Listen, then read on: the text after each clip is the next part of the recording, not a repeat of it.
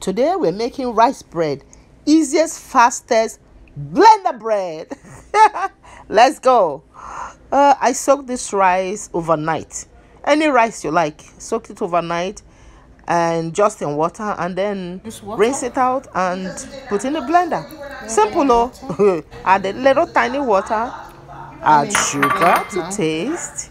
Yes, so oil. Yes. And then I'm adding yeast. Dry active yeast. I added 2 sachets this time. Yeah, because it needs a lot of yeast. A little salt. Just tiny little salt. Blend on! Slimy and sleepy. I put it inside down. Look at how smooth, velvety, slimy it is. Oh yes, oh yes. Add it in a baking pan.